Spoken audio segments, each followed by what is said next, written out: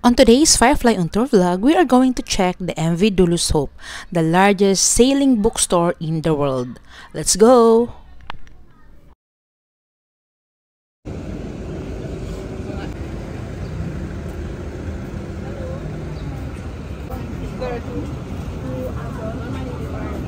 Guys, we're going to MV Dulux Hope.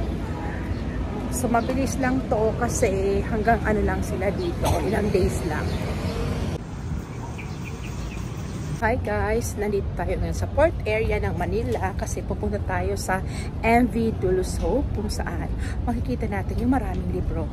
Actually dati meron ganito sa Bicol, Legazpi, years ago na pinupuntahan din kami ng MV Dulux.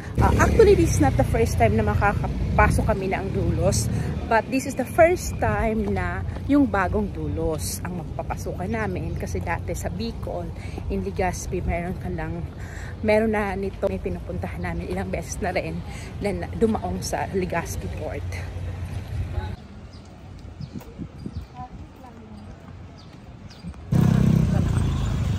Malapit na kami sa MV Dulux. Come to MV Dulux.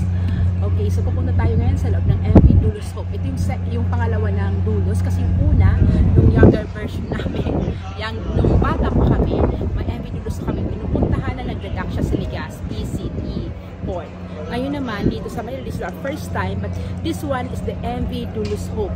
Ito yung pumalit doon sa MV Dulux na original na actually international siya, so iba't iba yung mga nandyan na tumutulong para magbenta ng books and all.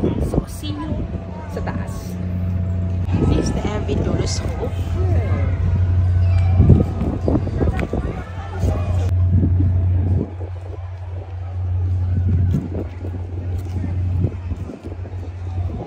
Ito kami ang MV Dulux.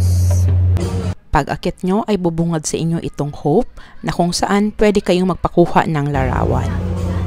For the collection, ilalagay ko na lang ang bawat category at halika maghanap na tayo ng gusto nating libro.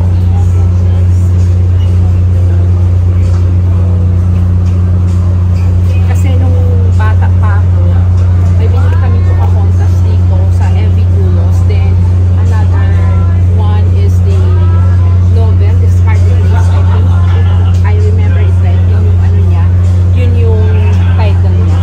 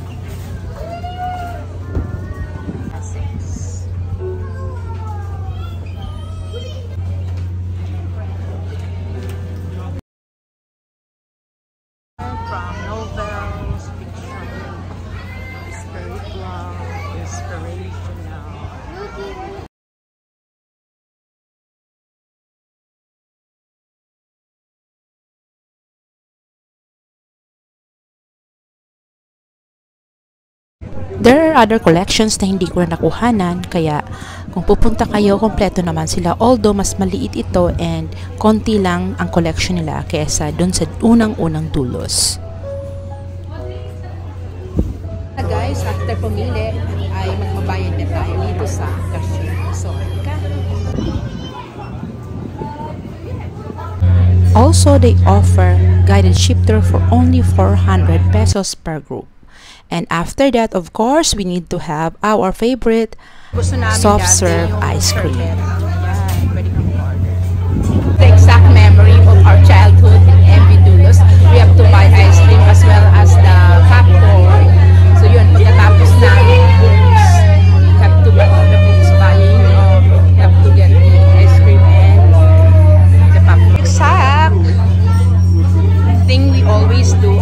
buying so many bits, we have to get that ice cream, the sherbet.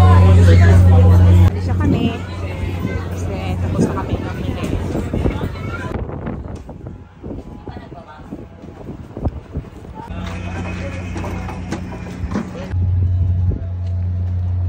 So ayan guys, galing na kami sa MV Dulos and we're going back home. So nakabili kami ng ilang books. Hindi na kami nagpalagay ng bag kasi sayang din. 60 pesos din yun.